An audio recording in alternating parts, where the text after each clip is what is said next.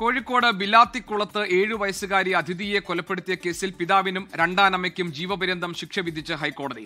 2013 April 19-നാണ് അതിഥി കൊല്ലപ്പെട്ടത്. കുട്ടിയെ ശാരീരികമായി പീഡിപ്പിച്ചും പട്ടിണിക്കിട്ടും കൊലപ്പെടുത്തി എന്നതാണ് കേസ്. കുട്ടി നിരന്തരം മർദ്ദനം നേരിട്ടതായി അയൽക്കാർ പറഞ്ഞു. ബിലാത്തിക്കുളത്ത് നിന്ന് മിഥില ബാലൻ ഞങ്ങളുടെ പ്രതിനിധിയുണ്ട് വിവരങ്ങളുമായി. മിഥില, ഈ 7 വയസ്സുകാരിയുടെ മരണത്തിൽ ഇപ്പോൾ കോടതിയുടെ വിധി ഉണ്ടായിരിക്കുന്നത് 2 പേർക്കും ജീവപര്യന്തം ശിക്ഷ എന്നുള്ളതാണ്. എന്താണ് സംഭവം? എന്താണ് വിധിയുടെ മറ്റു വിശദാംശങ്ങൾ?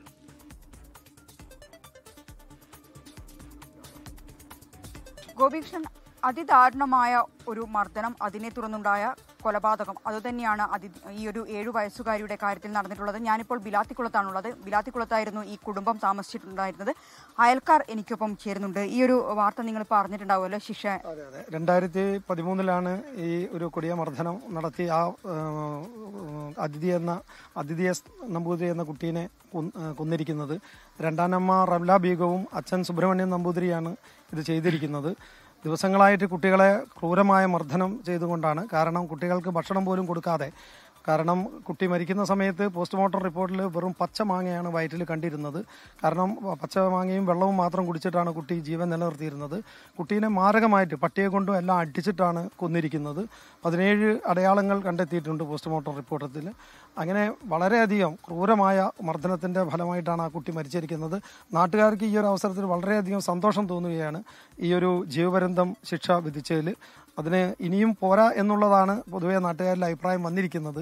അതിന് 3 വർഷമായിരുന്നു കീഴ്ക്കോടതി കൊടുത്തിരുന്നത്. പക്ഷേ ആ കീഴ്ക്കോടതി കണ്ടെത്താൻ പറ്റാത്തത് ഇപ്പോൾ ഇത് കണ്ടെത്തിയതിൽ നാട്ടുകാരെല്ലാവരും വളരെ സന്തോഷമുണ്ട്. കാരണം ഇനിയും മുന്നോട്ട് പോട്ടെ അവരുടെ ജീവപര്യന്തം എന്നുള്ളതാണ്. നമുക്ക് വീട്ടിലെ പൂട്ടിയിട്ട ഒരു സാഹചര്യം, കൈക്ക് മുഴുവൻ മുറിവ്, അത് ക്ലാസ്സിലെല്ലാം ടീച്ചറെടുത്തെല്ലാം ഈ കുട്ടി പറഞ്ഞിട്ടുണ്ടായിരുന്നു ഈ കാര്യങ്ങളെല്ലാം. ടീച്ചേഴ്സിന് മനസ്സിലായപ്പോൾ ടീച്ചേഴ്സ് ആളുകളെ വിളിച്ച് നോക്കി. പക്ഷെ കുട്ടികൾ ഒരിക്കലും അത് തുറന്നു പറയാൻ ധൈര്യം കാണിച്ചില്ല. കാരണം പേടിയായിരുന്നു. പറഞ്ഞു കഴിഞ്ഞാൽ വീട്ടിലേക്ക് ചെല്ലാൻ പറ്റാത്ത അവസ്ഥ. പിന്നെ ഈ അച്ഛനും അമ്മയും പുറത്തേക്ക് പോകുമ്പം വീടിനകത്ത് പോലും കുട്ടികൾ ഇടൂല. കുട്ടികളെ പുറത്തുള്ള നായക്കൂട്ടിലാണ് കുട്ടികൾ ഇരിക്കലെന്നുള്ളതാണ്. അത്ര പോലും വളരെ അതൊന്നും നമ്മൾ അറിയുന്നില്ല. കാരണം ആ വീട്ടിലേക്ക് നോക്കിയാൽ കാണുന്ന ഒരു സാഹചര്യമല്ല. ചുറ്റും ഓലയൊക്കെ വെച്ച് മറിച്ചിട്ട് ഒരടുത്ത വീട്ടുകാരന് പോലും ഉള്ളിലേക്ക് കാണാൻ പറ്റില്ല. അങ്ങനെ വളരെ ക്രൂരമായിട്ടുള്ള ഒരു പരിപാടിയാണ് അവർ ചെയ്തുകൊണ്ടിരുന്നത്. പക്ഷേ അവർക്ക് കിട്ടിയ ശിക്ഷ ഇത് പോരാ. ഒരു അമ്മ എന്ന നിലയിൽ ഞാൻ പറയാണ്, തീരെ ഒരു സ്ത്രീ എന്ന നില അവരൊരു കുട്ടീനോട് ചെയ്യാൻ പാടില്ലാത്തതാണ് ആ സ്ത്രീ ചെയ്തിട്ടുള്ളത്. അവരൊരിക്കലും ഈ ശിക്ഷയല്ല അവർക്ക് കൊടുക്കേണ്ടത്, കഠിനമായ ശിക്ഷ കൊടുക്കണം. അവരും ആ വേദനകൾ അനുഭവിച്ചറിയണം. ആ കുട്ടിക്ക് എത്രമാത്രം ചൂടുവെള്ളം ഒഴിച്ചിട്ട് പൊള്ളിയിട്ടുള്ള അവസ്ഥ, അടിച്ചിട്ട് പരിക്കേൽപ്പിച്ച അവസ്ഥ, ഇതൊക്കെ ശരിക്കും ആ സ്ത്രീയും അറിയണം എന്നാണ് ഞാൻ പറയുന്നത്. ഈ 2 കുട്ടികളെയും പട്ടിണി കിട്ടിയ ഒരു സാഹചര്യം ഉണ്ടായിരുന്നു അവിടെ. പട്ടിണി കിട്ടുക, ഭക്ഷണം കൊടുക്കാതെ ദിവസങ്ങളോളം ഭക്ഷണം ഇല്ലാതെ ഇരിക്കുന്നുണ്ടായിരുന്നു. അതുമാതിരി സ്കൂളിൽ പോകുമ്പോൾ കയ്യിലൊക്കെ പൊള്ളലുണ്ടായിരുന്നു. അത് സ്കൂളിൽ ചോദിച്ചാൽ കുട്ടി പറയില്ല, പേടിച്ചിട്ട് പറയാതിരിക്കുകയാണ് ചെയ്യുക.